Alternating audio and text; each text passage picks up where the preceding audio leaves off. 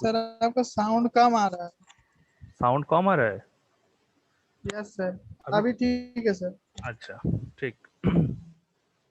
तो बेसिकली हम लोग देखे हैं क्या कौन सा वैल्यू मतलब कांस्टेंट वैल्यू दिया था, एंड सिंप्लीफाई करके हम लोग सॉल्यूशन करके ये देखे हैं क्या वेलोसिटी का जो टर्म्स था उसमें एक टी टर्म्स था, ठीक है। So velocity is not constant, it is a variable, क्योंकि the value of t is not a constant value, it is variable. कभी टी का वैल्यू 5 सेकंड हो सकता है, कभी 10 सेकंड हो सकता है। So depending on the value of t velocity also changes, ठीक है। But when we calculate the value of acceleration, then we have seen that the value is a equal to actually 2k, क्योंकि ddt of t that means 1, so 2k, where 2 is constant and k also proportionality constant. So ये दोनों equation से हम लोग देखे थे क्या acceleration is constant, that means uniform, so the body is moving with uniform velocity, ठीक है। Sorry, uniform acceleration. सो इस तरीके से न्यूमेरिकल लेकिन कॉन्सेप्चुअल है, बट दे सकता है। तो तुमको पहले क्या है, डेरिवेटिव चैप्टर जो है मैथमेटिक्स में उसको थोड़ा पढ़ लोगे। जो बेसिक रूल्स है, D D T of X to the power D D X of X to the power N equal to 2x to the power n minus 1, जो फॉर्मूला है, और N X to the power n minus 1 जो formula है, वो formula को तुम लोग use करोगे, ठीक है। यूज करके उसमें देखो, जैसे हम लास्ट दिन किए थे, हम व्हाइट बोर्ड शेयर कर रहे हैं।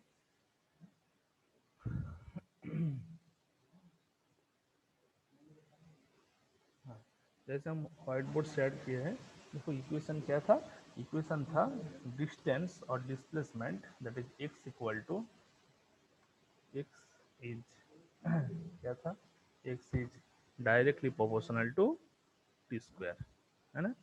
मतलब बोला हुआ है क्या टाइम का स्क्वायर का जो वैल्यू है उसके साथ प्रोपोर्शनली रिलेटेड, ठीक है। तो इसलिए हम लोग क्या किए थे, इसलिए हम लोग क्या किए थे, एक्स से हम लोग प्रोपोर्शनल को इक्वल किए, एंड वहाँ पे एक प्रोपोर्शनलिटी कांस्टेंट इंसर्ट किए, दैट इज के is the proportionality constant, and ultimately क्या हुआ था, टी स्क्वायर, ठीक है। बट जब क्वेश्चन में अगर बोला रहेगा क्या के इज, क्वेश्चन में ये चीज बोला रहेगा कि K sorry X is proportional to the power of T to the power 5, ठीक है, power of fifth power of T, ठीक है। देन तुम लोग को यही चीज करना है, X equal to K into T to the power 5। तो अल्टीमेटली क्या करना है, अल्टीमेटली वेलोसिटी को कैलकुलेट करने के लिए v equal to basically d x by d t, d x by d t. So इसको क्या करना है, ये जो k into T to the power 5, इसको डी डी टी के रेस्पेक्ट में डेरिवेटिव करना है, एंड जो एक्सीलरेशन है a equal to d v by d t, d v by d t. तो उसका रेस्पेक्ट में भी इसको वेलोसिटी का जो वैल्यू आएगा उसको भी डेरिवेटिव करना है, एंड अल्टीमेटली देखना है कौन सा वैल्यू कांस्टेंट वैल्यू दे रहा है। सो जो वैल्यू कांस्टेंट आएगा, कांस्टेंट मीन्स यूनिफॉर्म, अगर वेलोसिटी का वैल्यू कांस्टेंट है तो वेलोसिटी यूनिफॉर्म वेलोसिटी, अगर नहीं कांस्टेंट है तो हम लोग बोलेंगे क्या, it is moving with non uniform velocity. अगर सिमिलरली एक्सीलरेशन का वैल्यू अगर कांस्टेंट आएगा तो बोलेंगे एक्सीलरेशन इज यूनिफॉर्म, अगर कांस्टेंट नहीं आएगा तो बोलेंगे नॉन यूनिफॉर्म, ठीक है। तो इस तरीके से प्रॉब्लम लेकिन हर बार आता है एग्जाम में, ठीक है, तो इसको ध्यान में रखो। तो देखो अभी तक काइनेमेटिक्स में जो पार्ट हम लोग पढ़े हैं वो क्या किए थे, कंसिडर किए इन straight line motion the body is moving with some initial velocity, and after t seconds its velocity become v. So in this time interval जो एक्सीलरेशन है वो कभी यूनिफॉर्म भी हो सकता है और कभी नॉन यूनिफॉर्म भी हो सकता है। When the body is moving with uniform velocity और यूनिफॉर्म एक्सीलरेशन, तो अब हम लोग क्या किए थे, हम लोग जो इक्वेशन ऑफ मोशन था उसको डिराइव किए थे, ठीक है। तो बेसिकली 3 इक्वेशन ऑफ मोशन हुआ था, v equal to U plus A T, S equal to U T plus half A T square, और v square equal to U square plus 2a s, ठीक है। उस इक्वेशन के ऊपर base करके हम लोग क्या किए थे, हम लोग ग्राफिकली रिप्रेजेंटेशन किए थे मतलब वेलोसिटी टाइम ग्राफ ड्रॉ किए थे, एंड उस ग्राफ से वो बॉडी कितना डिस्टेंस कवर किए थे इन ए सर्टेन टाइम इंटरवल, वो भी हम लोग ग्राफ का जो सेगमेंटेड एरिया है उस एरिया से हम लोग पता किए थे। ठीक है, बट अभी क्या है हम लोग जब कोई बॉडी स्ट्रेट लाइन में मूव किया था सम वेलोसिटी लेके और यूनिफॉर्म एक्सेलरेशन लेके, तब उसके ऊपर जो अदर फैक्टर काम करता है वो हम लोग कैलकुलेट नहीं किए थे। ठीक है, उसको हम लोग कंसिडर नहीं किए थे। तो अभी जो लॉज ऑफ मोशन पढ़ेंगे इस चैप्टर में, हम लोग क्या किए थे, जो क्या करेंगे, जो अदर फैक्टर इन्वॉल्व है उस मोशन में उसको हम लोग डिस्कस करेंगे। ठीक है, वो अदर फैक्टर क्या क्या हो सकता है, फ्रिक्शन हो सकता है, वो अदर फैक्टर हो सकता है फोर्स हो सकता है, वो अदर फैक्टर हो सकता है बॉडी का जो मास है वो मास कितना है।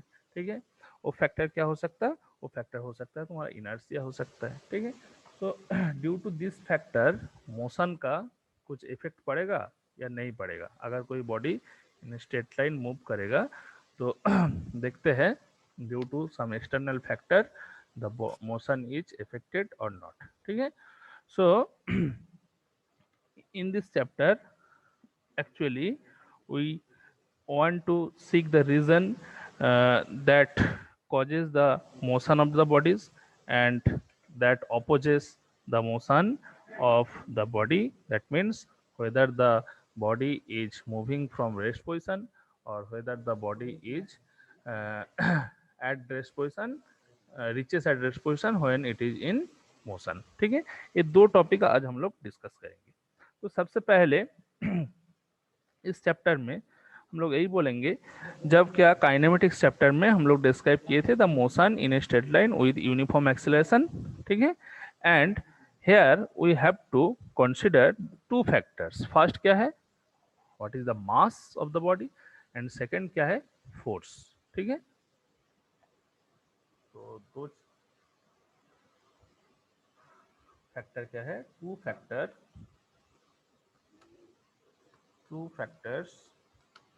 that affects the motion, that are first क्या है, मास, एंड सेकंड क्या है, फोर्स। ठीक है, तो मास तो तुम लोग जानते हैं कि मास का डेफिनेशन क्या है, that in a particular body total amount of substance content with in the body is known as it mass. ठीक है, बट फोर्स क्या है, फोर्स है कुछ एक्सटर्नल एजेंसी, मतलब कुछ एक्सटर्नल फैक्टर है जिसकी वजह से कोई बॉडी रेस्ट पोजीशन में है, उसमें उस एजेंसी को अप्लाई करने से वो रेस्ट पोजीशन से मूविंग पोजीशन में चल गया, और कोई मूविंग बॉडी है उसमें वो एक्सटर्नल एजेंसी अप्लाई करने से, ठीक है, मिले रहे, उसमें वो एक्सटर्नल एजेंसी अप्लाई करने से वो मूविंग पोजीशन से रेस्ट पोजीशन में आ जाएगा। ठीक है, तो जो एक्सटर्नल एजेंसी है इसका नाम हम लोग क्या बोलेंगे, इसका नाम हम लोग बोलेंगे क्या, फोर्स। ठीक है, so in our daily life experience हम लोग बहुत सारा इंसिडेंट देखते हैं या जिसमें अगर मान लो कुछ टेबल के ऊपर कुछ बुक रखा हुआ है, तो वो बुक्स में जब तक हम लोग बाहर से कुछ एक्सटर्नल एजेंसी अप्लाई नहीं करेंगे, एक मिनट, হ্যালো, ক্লাসটা নিচ্ছি পরে করছি। ठीक है, तो उस बुक के ऊपर जब भी हम लोग कोई बाहर से फोर्स अप्लाई नहीं करेंगे, मतलब फोर्स अभी नहीं बोलेंगे, हम बोलेंगे क्या, बाहर से कुछ एजेंसी अप्लाई नहीं करेंगे, तो दैट बुक रिमेन मतलब रेस्ट ऑन द टेबल। कोई मान लो मूविंग बॉल है, सपोज ग्राउंड पे हम बॉल को छोड़ दिया और बॉल क्या हो रहा है, रोल हो रहा है, तो इसमें कुछ हम पुश भी नहीं कर रहे हैं और कुछ पुल भी नहीं कर रहे हैं। ठीक है, तो जो एक्सटर्नल एजेंसी का बात हम बोल रहे हैं वो क्या है, आइदर पुल हो सकता और नहीं तो पुश हो सकता। तो पुल कब करेंगे, पुल तभी करेंगे जब कोई मूविंग बॉडी रेस्ट पोजीशन में उसको आना लाने चाहेंगे, so that is pull. And जब कोई रेस्ट पोजीशन में जब बॉडी रहेगा उसको हम अगर मूविंग पोजीशन में लेके जाना चाहेंगे, सो दैट इज पुश। ठीक है, तो जो पुश और पुल है इसको हम लोग क्या बोल सकते हैं, this agency is known as force. तो फोर्स को कैसे हम लोग डिफाइन कर सकते हैं, तो force is defined as, obviously देखो it is a physical quantity, क्योंकि जब भी हम लोग physical units and measurement chapter पढ़े थे उसमें हम लोग क्या बोले थे, force is a physical quantity. ठीक है, तो फोर्स में be defined as the physical quantity which acts on a body, either changes or tends to change the state of rest or the state of motion is known as force। ठीक है, known as force। ठीक है, तो definition लिख लो तुम लोग।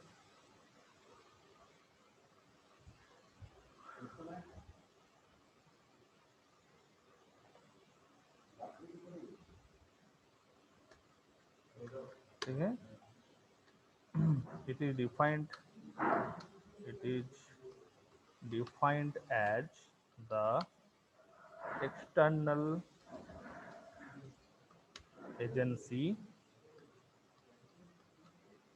Bracket में क्या है, पुश और पुल। ठीक है, external agency due to which the body will changes और मतलब चेंज हो सकता और टेंड्स टू चेंज। ठीक है, और चेंज होने का जस्ट टाइम हो सकता है, tends to change the state of rest और the state of motion is known as force. ठीक है, इज नोन एज फोर्स। समझ में आया, बताओ इसका जो कॉन्सेप्ट है फोर्स का, ये समझ में आया क्या, किसी का कुछ डाउट है बताओ। समझ गया सर। हाँ, तो अभी क्या है,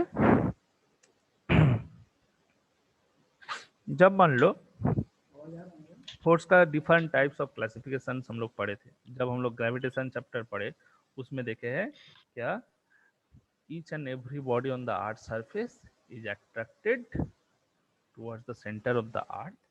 ठीक है, and that force is known as gravitational force। ठीक है, and if we keep two bodies on the surface of the earth, then in between two bodies also there is a gravitational force। तब क्या होता है actually, also there is a force of attraction. ठीक है, but gravitational force का जो value है उस एट्रैक्टिव फोर्स के कंपैरिजन में वो बहुत ही लार्ज होता है, इसलिए क्या है, वो जो एट्रैक्टिव फोर्स है वो हम लोग नेग्लिजिबल कर देते हैं। जैसे सपोज मान लो आर्थ सरफेस के ऊपर दो बॉडी है, सॉरी आर्थ सरफेस के ऊपर दो बॉडी है, और मान लो यहाँ पे एक बॉडी है और यहाँ पे एक बॉडी है, म्यूट करो। ठीक है, तो ये दो बॉडी के बीच में डिस्टेंस कितना है, इतना, एंड दोनों कुछ नहीं है, ना तो बदमाशी कर रहा है। क्या है कि रात में मैं सुबह साथ में चला, म्यूट करो। तो नींद टूट गया, नींद पूरा नहीं, तबीयत गड़बड़ा गया। ठीक है, तो दोनों बॉडी का मास कितना, m1 and m2। so if the distance between m1 and m2 is equal to r, then from the gravitation we know that the force of attraction F is directly proportional to the product of their masses, that is m1 m2, and it is inversely proportional to the square of distance। so हम लोग क्या बोल सकते हैं, दोनों equation से हम लोग ये चीज बोल सकते हैं कि F is directly proportional to m1 m2 by r square। force is directly proportional to m1 m2 by r square। ठीक है, सो डायरेक्टली प्रोपोर्शनल से अगर हम लोग क्या किए थे, कांस्टेंट लाए थे, so that constant was g is the gravitational constant, universal gravitational constant. So F equal to क्या हुआ था, gm1 m2 by r square, ठीक है।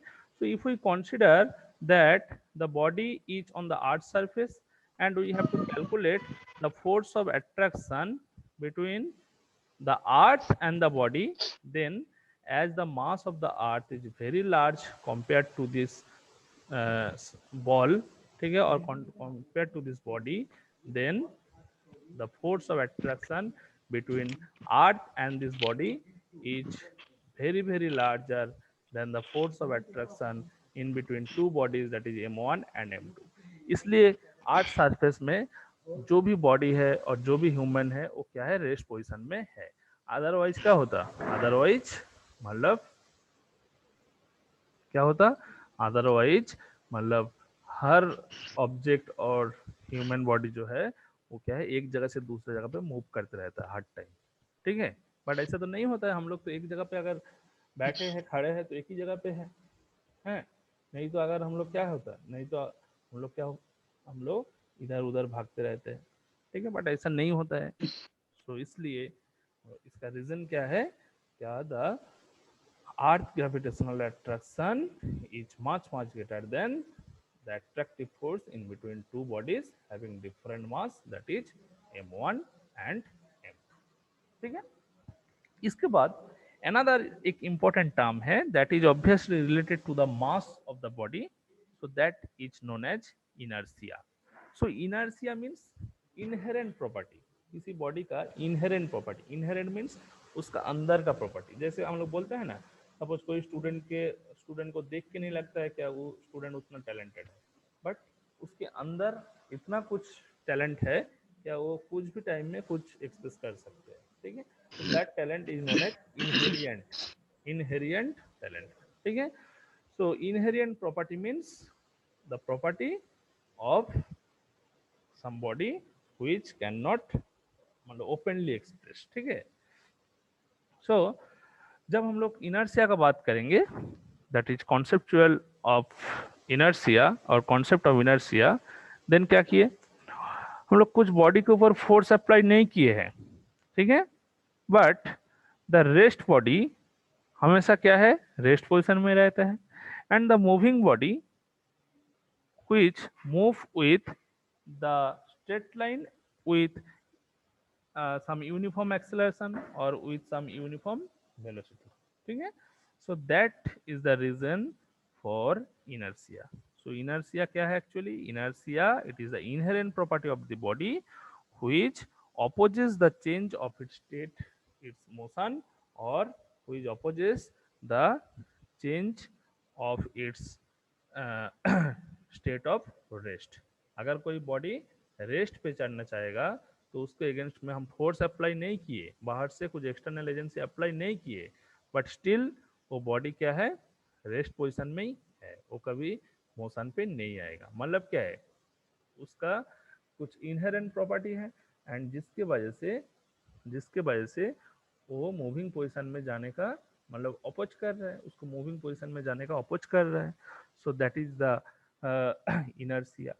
so mainly inertia was invented by scientist Galileo, ठीक है। so गैलीलियो इनर्शिया को 3 different type में divide किए थे। एक क्या है, इनर्शिया ऑफ रेस्ट, दूसरा क्या है, इनर्शिया ऑफ मोशन, एंड तीसरा क्या है, इनर्शिया ऑफ डायरेक्शन, ठीक है।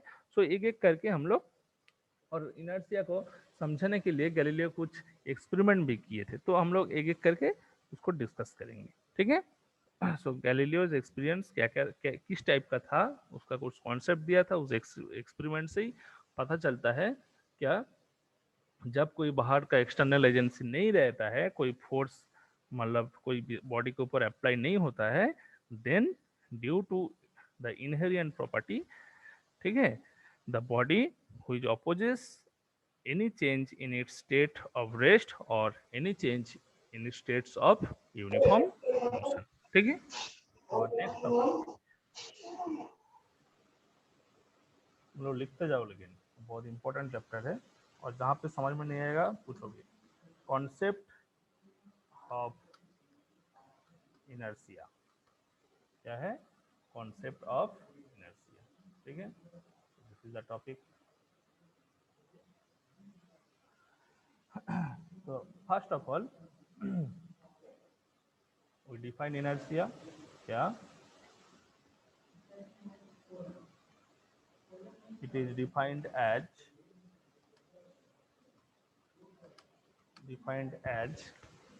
the inherent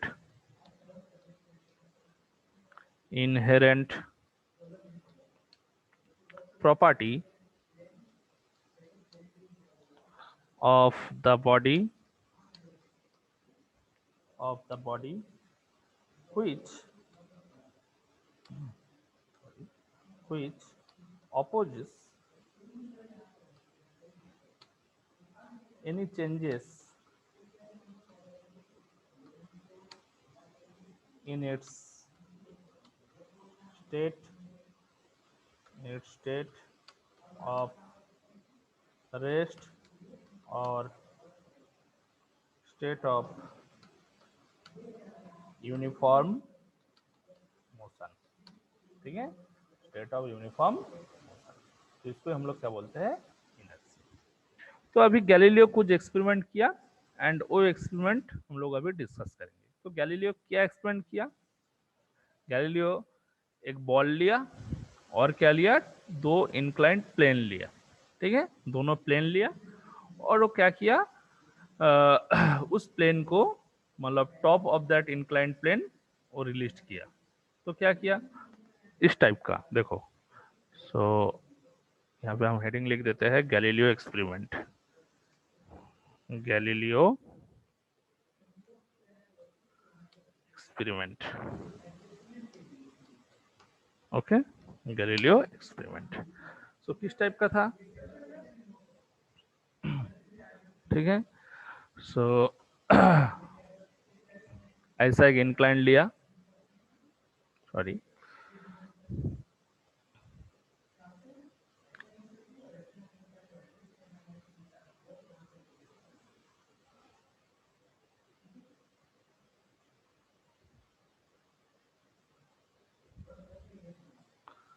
क्या हुआ? ऐसा एक प्लेन बनाया। ठीक है, ऐसा एक इंक्लाइन प्लेन लिया एंड क्या किया? अल्टीमेटली वो एक बॉल को यहाँ पे प्लेस कर दिया। क्या किया? एक बॉल को यहाँ पे प्लेस कर दिया।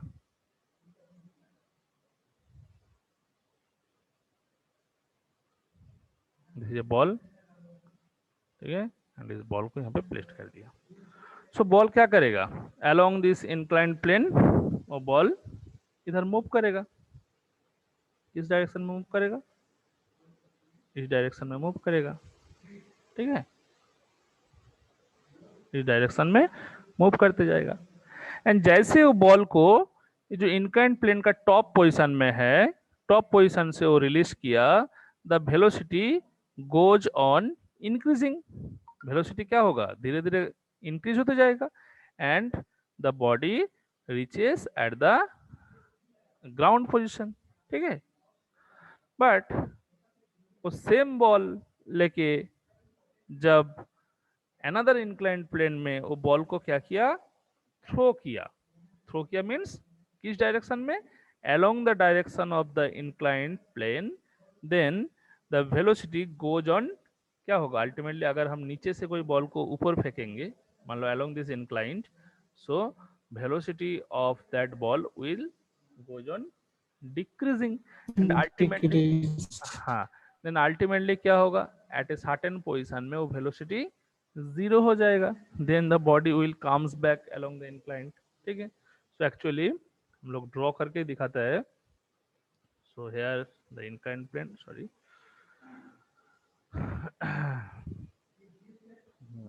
हेयर द इंक्लाइंड प्लेन ऐसा, ओके, फिर ऐसा और फिर क्या किए हम लोग? ऐसे। ठीक है, एंड बॉडी को क्या किए? यहाँ पे एक बॉल है, इस बॉल को हम लोग इस डायरेक्शन से अपवर्ड थ्रो किया। बॉल है, इस बॉल को इस डायरेक्शन में थ्रो किया। ठीक है,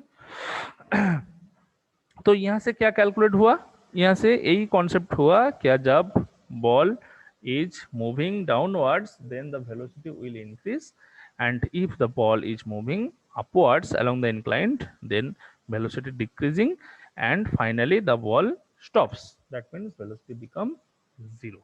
ठीक है, but if we take the horizontal if we take the horizontal plane, अगर हम लोग एक हॉरिजॉन्टल प्लेन लेंगे तो देखेंगे उस प्लेन के बराबर ऐसा एक प्लेन है, और हम बॉल को क्या किया, बॉल को हम यहाँ पे छोड़ दिया ऐसे, ठीक है, यहाँ पे छोड़ दिया, तो क्या करेगा ball, along this plane with some constant velocity लेके मूव करेगा, सम यूनिफॉर्म वेलोसिटी लेके मूव करते जाएगा, मतलब after defined time interval the velocity remain same. तो इसलिए बोलेंगे क्या, यूनिफॉर्म वेलोसिटी लेके मूव कर रहा है और कांस्टेंट वेलोसिटी मूव कर रहे हैं। So this is first experiment. Second experiment में क्या किया, वो एक इंक्लाइंड प्लेन के जगह से वो क्या किया, डबल इंक्लाइंड प्लेन लिया, एंड उस डबल इंक्लाइंड प्लेन के अंदर वो बॉल को क्या किया, एक इंक्लाइंड प्लेन से छोड़ा और देखा क्या दूसरा इंक्लाइंड प्लेन से वो अपवर्ड में मतलब क्लाइंब किया या नहीं, ठीक है। so देखते हैं, तो this is experiment 1 basically. Second experiment में वो क्या किया, इस तरीके से ऐसा कुछ प्लेन लिया, सॉरी ऐसा है, ठीक है, कुछ इंक्लाइंड है ऑब्वियसली, उसके बाद यहाँ पे एक प्लेन है और फिर इधर भी क्या है, कुछ इंक्लाइंड, ठीक है, ऐसे इंक्लाइंड। तो क्या किया सर आपका आवाज बहुत धीरे आ रहा है सर। अभी ठीक है, अभी ठीक है। हाँ, हाँ तो बॉल को क्या किया, वो बॉल को इस पोजीशन से छोड़ दिया, ओके, इस पोजीशन से छोड़ दिया। तो जैसे छोड़ेगा, सपोज इस इंक्लाइंड प्लेन का जहां से वो बॉल को छोड़ा, एक ग्राउंड से और प्लेन से इसका हाइट कितना है, suppose this height is h1, this height is h1, कितना है, दिस हाइट इज h1, ठीक है। तो जैसे छोड़ा तो क्या किया, दिस इज द ग्राउंड और प्लेन, ठीक है, इस प्लेन बराबर बॉल मूव करेगा, and ultimately this ball with reaches at some height with another inclined plane. देखो यहाँ पे कुछ अनदर इंक्लाइंड प्लेन हुआ, एंड अल्टीमेटली हम लोग प्रैक्टिकली देखते हैं क्या, यहाँ से जितना हाइट से हम लोग छोड़े हैं दैट इज h1, ग्राउंड से हाइट है, इस हाइट अगर मेजर करेंगे ग्राउंड से तो दैट वैल्यू सपोज h1 के साथ बराबर नहीं है, कुछ डिफरेंट वैल्यू होगा, and let this value is h2, ठीक है, where it is clearly seen that h1 is greater than h2, but actually h1 equal to h2 होना चाहिए। क्यों क्यों क्योंकि अगर हम जो प्लेन लिए हैं ये अगर इसके ऊपर कुछ बाहर का एजेंसी अप्लाई नहीं होगा, मतलब कुछ फ्रिक्शनल फोर्स, फ्रिक्शन कुछ नहीं है, मतलब दिस इज फ्रिक्शन लेस अगर प्लेन होगा तो क्या होगा, जहां से हम बॉल छोड़े हैं दैट इज h1 डिस्टेंस से इस प्लेन में भी उतना हाइट पे बॉल को उठना है, बट नेचुरली क्या देखते हैं हम लोग, उतना हाइट पे नहीं उठता है। क्यों, क्योंकि obviously in between this in two inclined plane, ये जो लीनियर प्लेन है इस प्लेन में कुछ फ्रिक्शन काम करता है, तो इस फ्रिक्शन के वजह से वो हाइट जो है वो क्या है, लिटिल लेस है then the previous height. So if we made the planes are very smooth, or it is made as totally frictionless, then both the height h1 and h2 will be the same, ठीक है। Suppose इसका next step में अगर हम लोग ऐसे कर देंगे कि हम एक इंक्लाइंड प्लेन लिया और उसके बाद एक ऐसे एक इंक्लाइंड, सॉरी ऐसा हम एक इंक्लाइंड प्लेन लिया ऐसे, एंड उसके बाद क्या था, उसके बाद एक प्लेन था, ठीक है, इस प्लेन मतलब इस लीनियर प्लेन, और उसके बाद जो सेकंड इंक्लाइंड प्लेन था उसको हम हटा दिया, एंड अल्टीमेटली क्या किया, अल्टीमेटली हम बॉल को इस पोजीशन में छोड़ा। तो क्या होगा अल्टीमेटली, अल्टीमेटली इस बॉल का फोर्स बॉल का मतलब वेलोसिटी धीरे धीरे क्या होते जाएगा, इस बॉल का वेलोसिटी धीरे धीरे इंक्रीज होते जाएगा, इस डायरेक्शन में इंक्रीज होते जाएगा, ठीक है। इंक्रीज होते होते अल्टीमेटली बॉडी कहाँ पे पहुंच जाएगा, बॉडी इस पोजीशन में पहुंच जाएगा। एंड अल्टीमेटली जैसे ही प्लेन सरफेस पे आया तो बॉडी मूव विल क्या होगा, move will some uniform velocity, ठीक है। और कितना यूनिफॉर्म वेलोसिटी लेके मूव करेगा, और डिपेंड ऑन द मास और depend on the other parameter, ठीक है। So the ball still reaches मतलब along the sorry the ball is moving along the straight line along this normal plane, ठीक है। तो इस फिगर को जो एक्सपेरिमेंट किया है इससे हम लोग क्या किए हैं, इससे कुछ तो कंक्लूजन निकलना पड़ेगा, क्या इसे हम एक्सपेरिमेंट किए हैं। गैलीलियो इस एक्सपेरिमेंट से वो कुछ कंक्लूजन मेड किया। क्या कंक्लूजन किया, देखो हम लोग जब सेकंड प्लेन का ठीक है स्लोप हम लोग क्या कर दिया, 0 कर दिया, तब हम लोग देखे that means if the second plane is horizontal then हम लोग देखे क्या, द बॉडी और the ball will moves uniformly along the infinite distance, है ना। इनफाइनाइट इस प्लेन बराबर वो इनफाइनाइट डिस्टेंस से मूव करते ही जाएगा, उसका वेलोसिटी मतलब जो है दैट इज फिक्स्ड वेलोसिटी लेके वो इस प्लेन में मूव करते ही जाएगा, ठीक है।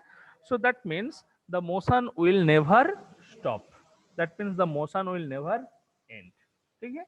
So from the first experiment जो फर्स्ट फिगर हम ड्रॉ किए थे, ठीक है, हम क्या किए थे, एक प्लेन से बॉडी को छोड़े हैं, देखो इस फिगर से बेसिकली एक प्लेन से हम बॉडी को बॉल को छोड़े हैं और देखे हैं क्या दूसरा प्लेन में बॉडी क्लाइंब कर गया और बॉल क्लाइंब कर गया।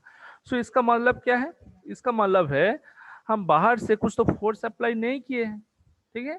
सो कुछ फोर्स भी अप्लाई नहीं किए हैं, कुछ एजेंसी भी अप्लाई नहीं किए हैं, बट स्टिल देखे हैं क्या the ball reaches same height to the another plane.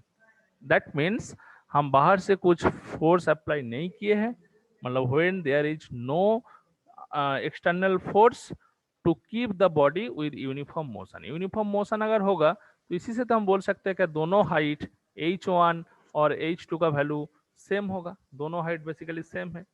अगर यूनिफॉर्म वेलोसिटी लेके मूव नहीं करेगा तो अब क्या होगा, h1 से h2 का हाइट ज्यादा हो सकता है, नहीं तो h1 से h2 का हाइट कम भी हो सकता है, ठीक है। ये दो रीजन यहाँ पे अराइज हो सकते हैं। तो फर्स्ट रीजन फर्स्ट एक्सपेरिमेंट से कंक्लूजन क्या है, when no external force is applied और then the body will move with uniform speed. But अगर फोर्स हम अप्लाई करते तब क्या देखते, क्या अगर मान लो हम कुछ पुश किया इस बॉल के ऊपर तब देखे क्या यहाँ पे आके स्टॉप हो गया, इतना हाइट पे नहीं उठता। अगर इसमें हम पुल किया तो देखते हैं सॉरी पुश किया इसमें इस डायरेक्शन में तो देखते हैं क्या ये बॉल h1 का जो हाइट था उससे भी ग्रेटर हाइट h2 में चढ़ गया। So that means the body will not moving in the with the uniform velocity, मतलब it moving with non uniform velocity.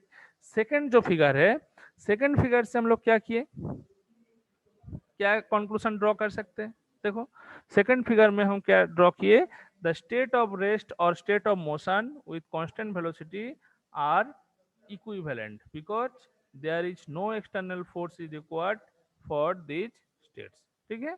और ये भी हम लोग बोल सकते हैं to maintain the body uniform motion along the rough surface no external force is required when the plane are frictionless. जो फ्रिक्शन प्लेन हम लोग बनाया इसमें अगर कोई फ्रिक्शनलेस प्लेन होगा देन क्या होगा, ये जो बॉडी है हम बोले हैं this body will going to the infinite distance along the straight line with some uniform velocity.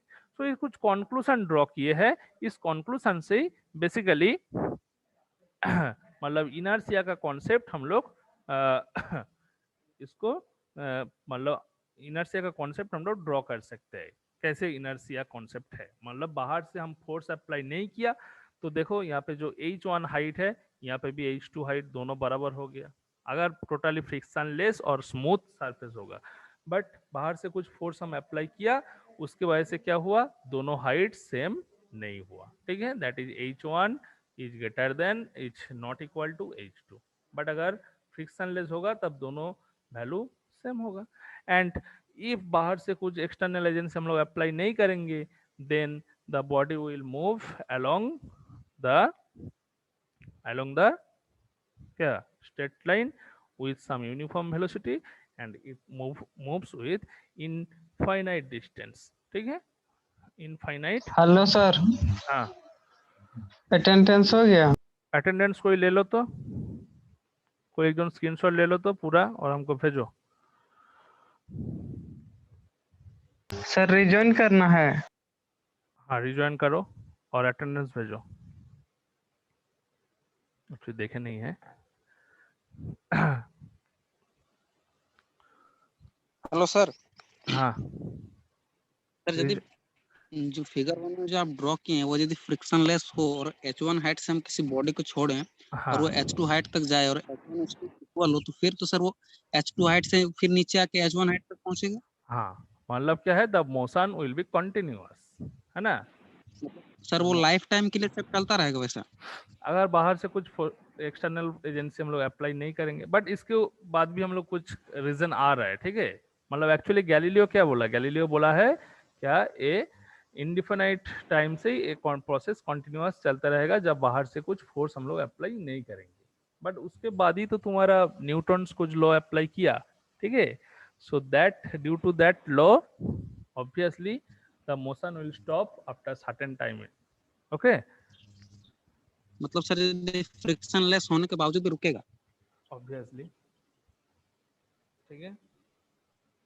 अच्छा, अटेंडेंस ले लो, हम आ रहा है इस पॉइंट। सर आपका साउंड बहुत धीरे हो गया सर। अटेंडेंस कोई ले लो, हम आ रहा है, फिर से रिज्वाइन करो। ठीक है, स्क्रीनशॉट भेज दिया, थैंक यू।